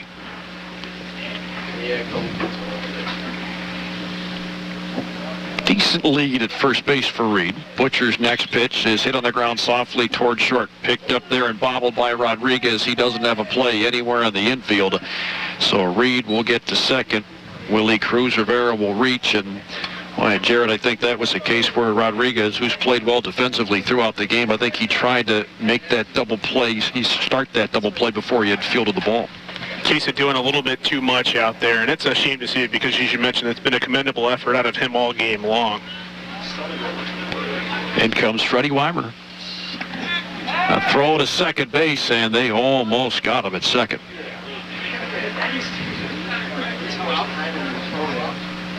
Well, and the thing, too, is that ball wasn't hit all that hard, so when it's hit like that, you really have to charge it at short to make that play because the ball will significantly slow down. They'll throw behind the runner at second again, and again, they do not get him. What's also tough, too, and I mean, this is an interesting conversation here with folks who see high school baseball around the country. I mean, these guys are only 10 games in. It's, you know, still early in the high school season. 2 checks to second before the next offering. A swing and a miss for strike one.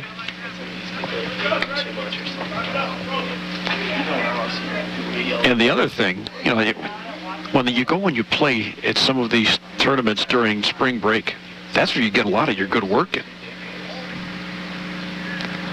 Fastball misses outside, 1 ball and 1 strike.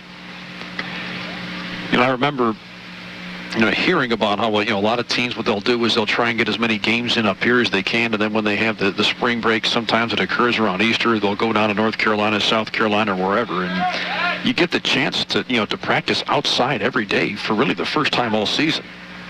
Right, you want to take that trip into the southern region. Tennessee is actually a big one that Lorain has taken that trip several times, and you know, they have some success. And you come back playing a different brand of ball, but again, you want to capitalize on that and get some consistency. They throw to second again, and they almost got Jordan Reed. He had a huge lead. That throw was a little bit short from the pitcher, Frank Butcher. He bounced it in there. The shortstop, Rodriguez, was able to pick it out of the dirt. But by the time he had picked it out of the dirt and put the tag on, Reed had snuck his left hand in there. Next offering, fastball cut on and missed, strike 2.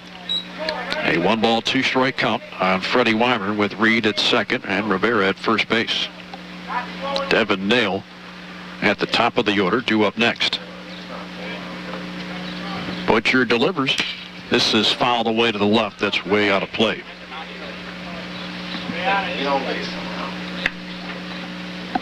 A 7-1 lead for Elyria. They have scored in every inning but the first. The big one, though, was that 3-run third. Breaking ball, fought off foul left side. Well, he shot that right over Joe's head. Missed him by that much. That's what Joe said right there. You know, he protected that camera with his shirt. He should protect himself with something. Oh, anybody that knows Joe Bach and they're listening here, they know that camera is paramount. Bull, that camera is exactly what that is what he's worried about more than anything else in life at this current juncture. He was pumping that camera up earlier on. Another 1-2.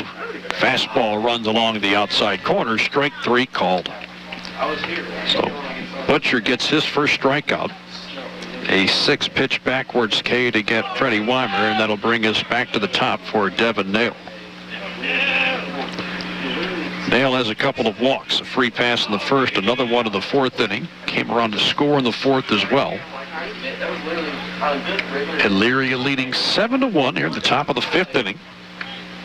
A brief meeting between the battery of A.J. Ramos and Frank Butcher. I mentioned Butcher, good numbers. All in relief coming into this game. Replaced Jaden Kender, who went 4 innings in this one. First pitch, a knee-high fastball for a called strike 1.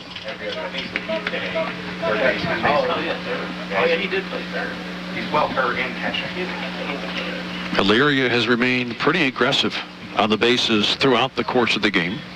Runners take off just as I say that. Fastball misses low and no throw made by the catcher Ramos.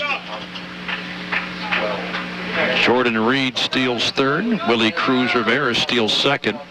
And there are two in scoring position for Devin Nail.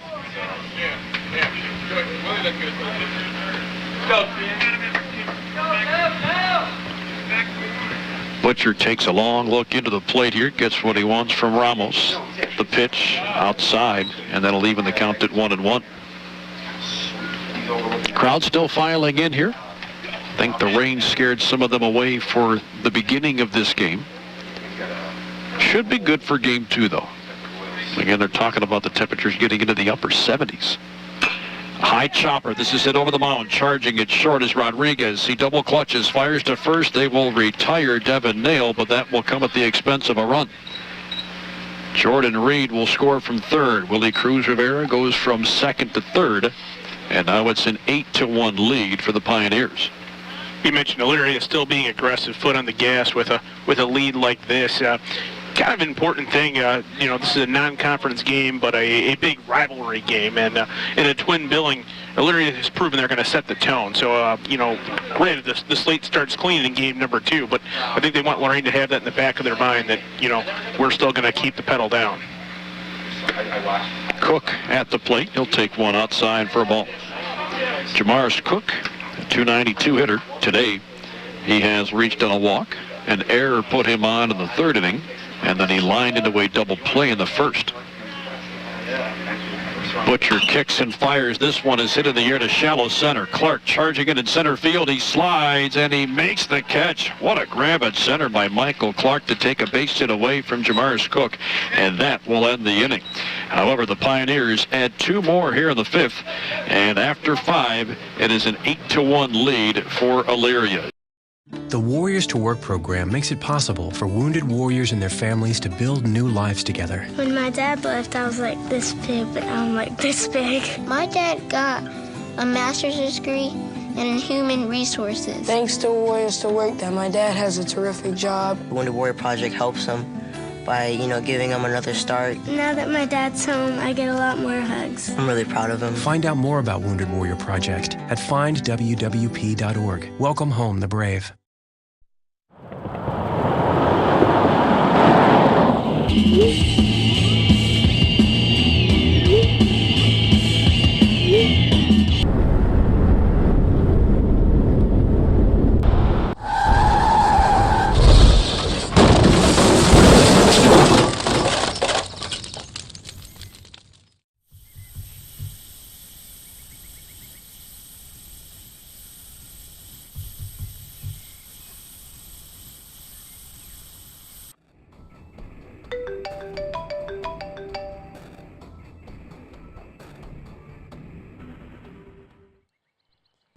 Stop texting and driving. If not for you, for me. Elyria leading Lorain 8-1 as we head into the top half of the 6th inning. Jeff Santana, Julian Rodriguez, and Manny Brown, the 2, 3, and 4 batters due up, facing lefty Freddie Weimer. Weimer so far so good. He has pitched pretty darn well, 5 innings, allowing just a run on 4 hits with a walk and 5 strikeouts. Andy Bolbarge joined alongside Jared Kozar here at George Day Field. Alan Calcaterra back in studio control, and we mentioned that the Cleveland Cavaliers are in action later today in the first round of the playoffs. First pitch is up high and outside. That's 1-0 on Jeff Santana. He is 0 for 2. Our own Tim Alcorn is down at the Q for the Countdown at the Q, presented by Ray Gidget Heating and Cooling. Well, of course, a man who occupied that catbird seat in the Q for many, many years. Legendary voice of the Cleveland Cavaliers, Joe Tate, as a swing and a miss, makes it 1 ball and 2 strikes. We understand is celebrating a birthday today, Jared. That's correct. It's the big 8-0 for Joe, and again, he is. The next pitch is swung on and bounced to second, picked up there by Willie Cruz Rivera. He'll fire on to first, and we have 1 away. Veterans benefits earned through your service in the National Guard or Reserve can offer a range of support. I wouldn't be here today as a successful woman without the help that I receive. From home loans to job training, go to benefits.va.gov/guard reserve to find out more, even how to apply online using eBenefits. This is one of the best things I ever did in my life. We were very fortunate to have these benefits, so we definitely ought to use them. Achieve your next mission. Learn about your VA benefits today.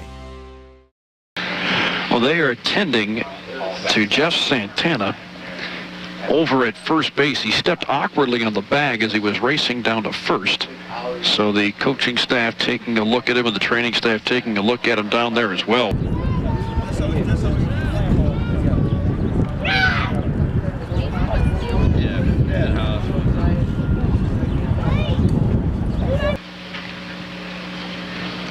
Well, they're still taking a look at him down there. He's just past the first base coach's box, and well, again, Jeff Santana running hard down to first. That was not exactly a hard hit ground ball, but again, once it takes more than one hop on that infield grass, it really slows down. So good hustle down to first, made that play close, but as he stepped on the bag at first, I don't know if he twisted an ankle or maybe did something a little bit higher on his leg, maybe in the knee area, but well, you hate to see that, especially in an 8-1 game in the 6th inning. That's where we're at, one down and nobody on. Julian Rodriguez is the next batter due up for the Titans whenever we do get back to action here. Hi, my name is William Miller. I'm 16 years old and in 11th grade at Lorain High School. I'm studying auto tech through Lorain High's Career Tech Education program. When I started taking auto tech class, I said, yeah, this is what I want to do for a living. The program is hands-on. It was really cool and amazing. We go through scenarios about what's wrong with cars, learn how to fix brakes, do oil changes, a whole bunch of other things. I look at it as if it was my car. What would I do to it? We get to really get into the cars. My teacher, Scott Krashenko, is a very fun teacher too. He's probably one of the coolest teachers I've ever had. He trusts us, we learn hands-on. He taught us that cars are changing very fast. In fact, it's changing like every 3 years. I learned these things because I'm in the Auto Technician Career Tech program. If you are a hands-on person, love cars, then I recommend this program for you. I know what I want to do, and it's all thanks to Lorain High's Auto Technician Career Tech program. Well, they are still tending to Jeff Santana, but he's on his feet now, thankfully. And he is walking back towards that Lorain dugout. But again, it looked like he tweaked something as he stepped on the bag at first base. And they are going to help him back to that Titan dugout. And we'll get back to action here momentarily here at George Day Field. Have you ever bought a car and then realized you couldn't afford it? Insanity is doing the same thing over and over again and expecting something different. Don't be insane. At Credit Max Auto, you can get a really great car with a payment you can't afford. Visit us at creditmaxauto.com. Back to action here.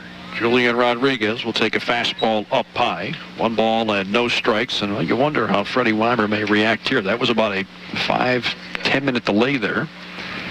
The next pitch swung on and hit pretty well. High and deep to left center field. Hyde and Cook both going after it. Nobody can get to it, though. That one is going to bounce off the wall. Stopping at second base, Julian Rodriguez. He's got a stand-up double. A 2-bagger for Julian Rodriguez. He has 2 of their 5 hits tonight. And actually, that's the first extra base hit of the game for Lorain. The other knocks, base hits for Rodriguez, Ray Rodriguez, Solomon Villarreal, and A.J. Ramos. You wondered how Weimer might react. There's your answer. Seems that Lorain was able to jump on him pretty good. There are some in that Lorain dugout that thought that that ball was going to be gone.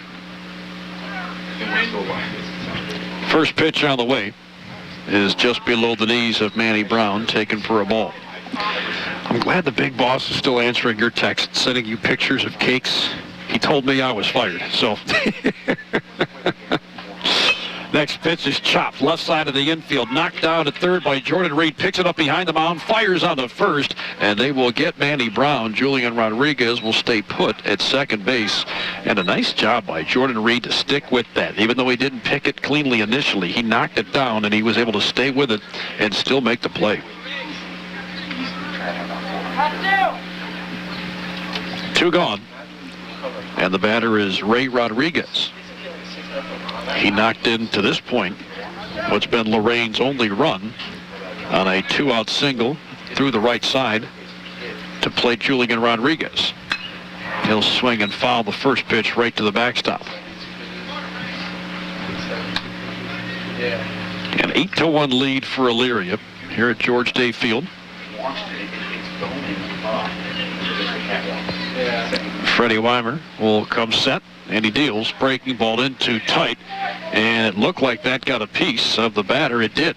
So it got a small piece of Ray Rodriguez. Now the runner, Julian Rodriguez, took off for third, but he has to retreat. So Rodriguez plunked. That'll put men on first and second. And Coach Piazza making his way out to the mound here. And that's going to do it for Freddie Weimer. So a pitching change coming up. We'll step aside and take a quick break as well. 8-1, Elyria with the lead over Lorain. You're listening to the Colson & Colson Diamond Duel on AM 930 WEOL. We're online, Jared, at WEOL.com, and of course, with the WEOL app. We got the mobile app. Check it out online at WEOL.com. Hi, my name is Israel Cedillo. I am 17 years old and in 11th grade at Lorain High School. I'm studying climate control through Lorain High's Career Tech Education Program. I started the climate control program in the 10th grade.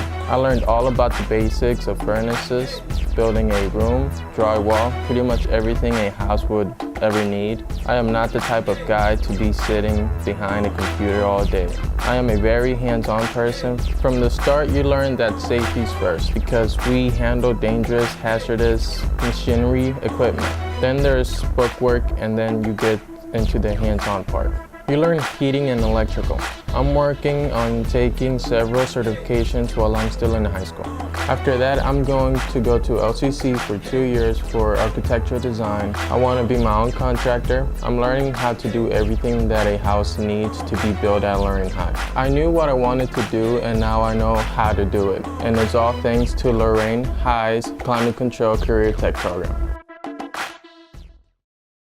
A new pitcher into the game for Elyria. Cameron Brubaker will take over for Freddie Weimer. Freddie Weimer pitched pretty well in this one, going 5 2/3. He's responsible for Julian Rodriguez on second, Ray Rodriguez at first base, and to this point he has allowed a run on 5 hits with a walk and 5 strikeouts. But Cameron Brubaker, right-hander, going to take over, and he will face Savian Amador. Andy Bolbarch joined alongside Jared Kozar. Happy to bring the action to you on AM 930 WEOL. Again, bringing you into our Cobos Insurance Center countdown at the Q show as soon as this one is over. We'll preview that matchup between the Cavaliers and the Indiana Pacers. And as far as I know, that game kickstarts the first round of the playoffs for everybody. They'll get going a little bit later on this afternoon. Amador 0 for 2, a ground out and a fly out. First pitch, that's an off-speed pitch that gets the outside corner for a strike. I had 76 pitches down, 51 strikes for Freddie Weimer. He pitched pretty well today in his first start of the season. The next pitch is hit on the ground to shortstop. Picked up there by Devin Nail. He will flip to second, and they will get the force out, ending the inning. So that does it for the Titans here in the top of the 6th inning. We've played 5 1/2. Elyria leading Lorain 8-1.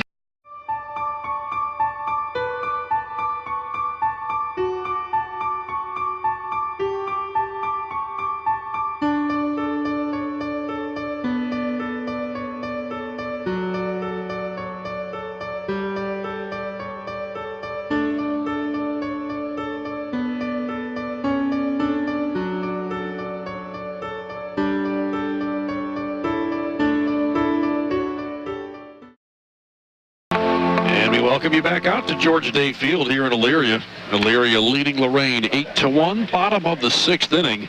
Frank Butcher remains on the mound for the Lorain Titans. It looks like we're going to have some changes coming up here for the Pioneers.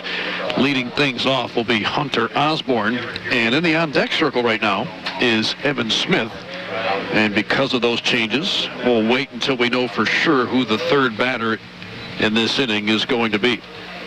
Andy Bobarch joined alongside Jared Kozar, as I mentioned. Alan Calcaterra back in studio control. Happy to have you along for the ride today. And Jared, so far it's been all Pioneers, and it all started with that home run from Seth France. Really set the tone for this afternoon's action so far. We mentioned Weimer did everything else she had really asked for on the mound for them as far as keeping the game in control, helping his own cause too. He had a nice extra base hit of his own with a double in the third inning, I believe. So nice performance out of him. And France reached every single time up tonight, but you mentioned Weimer. He really got that big third inning going with that double.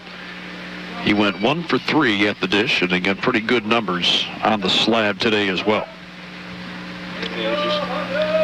Not exactly sure what we're waiting on here. Home plate umpire Al Ivey looking to his left to make sure that whatever situation's going on to his left is resolved. It looks like we're good to go.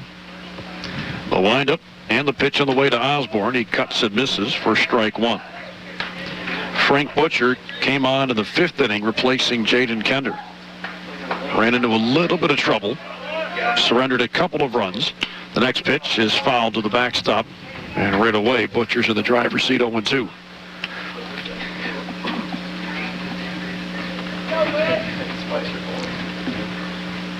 Butcher only allowed 1 hit in that inning, but there were a few errors in the frame as well. Fastball up high, a ball and 2 strikes.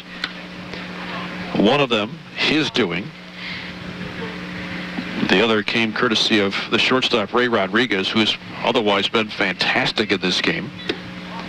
Next pitch misses outside, 2 balls and 2 strikes.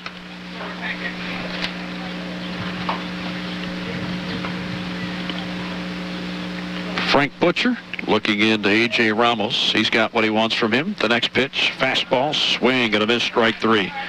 Could not climb that ladder fast enough. He challenged him with a high fastball. 1 away now, and that'll bring in, as we expected, Evan Smith. He's going to pinch hit here for France.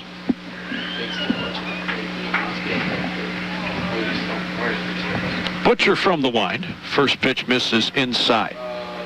Evan Smith, a senior catcher, taking the place of Seth France. You mentioned 8-1 game for a while there. It looked like they were putting their foot on the gas pedal, not going to let up, but they have at least a little bit here. I think in that situation you want to save France a little bit for that second game of this twin bill, should they choose to use him there. Next pitch hammers the outside corner. 1 ball and 1 strike.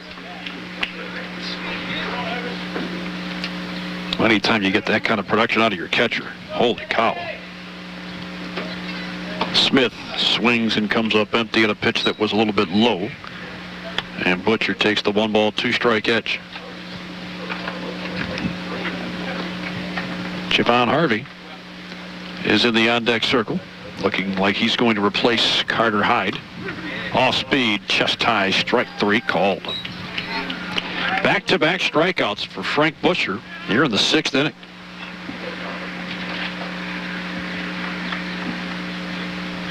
Again, they're playing 2 here today. They'll get going in the second game. My guess is about half hour, 45 minutes after the first one's over and done with. We will not have that one for you here, though, on AM 930 WEOL.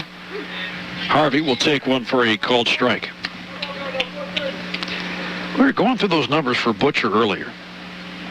He came in with just over 5 innings of relief work, an ERA of 1.31. Pretty impressive. But again, back in that 5th inning, leadoff base hit, a walk, and then there were a couple of errors mixed in there as well that didn't help the cause. The pitch, up high, 2 balls and a strike.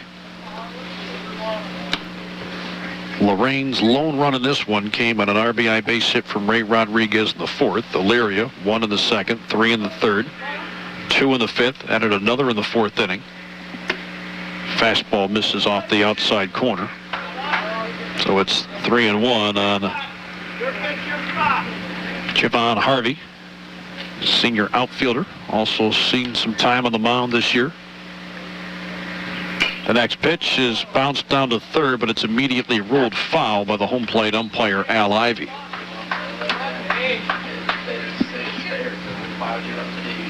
Boy, who do you have to know to get a piece of that Joe Tate cake? Plenty to go around, I think. Mean, yeah, you could feed a small army with that thing. Here's the payoff. It's down too low, ball 4. Try to get him to chase after a breaking ball, but Harvey was able to lay off of it. And we have another substitution. Michael Bonetto is going to step in and hit here in the place of Michael Knapp. A 7-run game. Not surprised to see some of these changes. With the man on first and 2 gone, Butcher works out of the stretch. There's a fastball low. That's a heck of a cake shot, too. Whoever put that together with the picture of him on there. The picture, the artistry, the sayings, it was a whole package.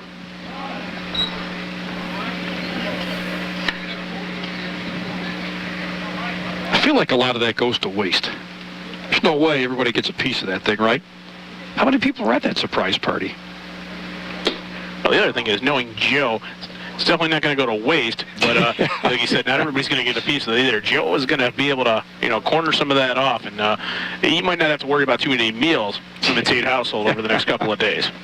Thing about cake is that after a couple days, though, man, it really goes bad. You can't just leave that sitting around. It gets hard. And I think he'll be more than capable of taking care of that. Fair enough. 3-1 incoming. It's down low for ball 4, so Bonetto will draw the free pass. Back-to-back 2-out walks. It's you to Harvey and Bonetto, 2 on, 2 away. And we have Jarrett Walker stepping in now.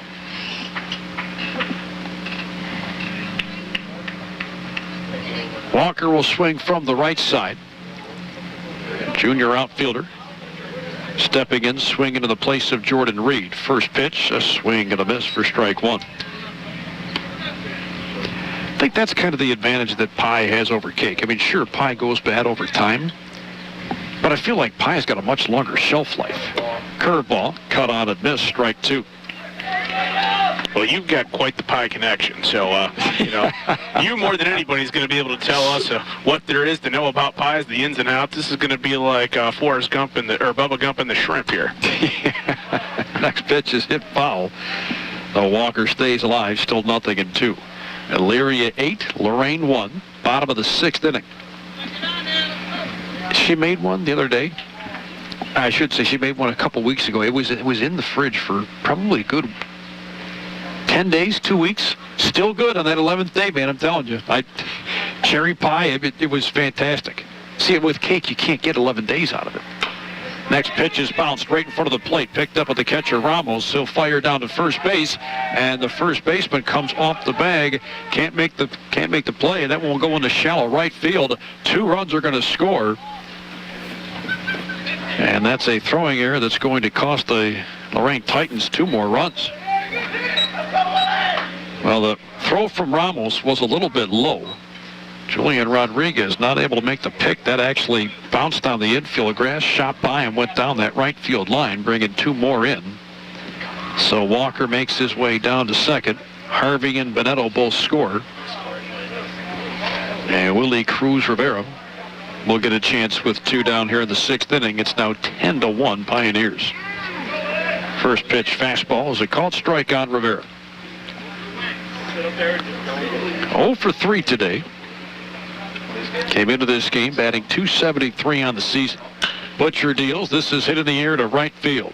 Jeff Santana taking a few steps in. He couldn't see it. The ball's going to fall in front of him for a base hit. That'll score another one, making it 11-1 Elyria.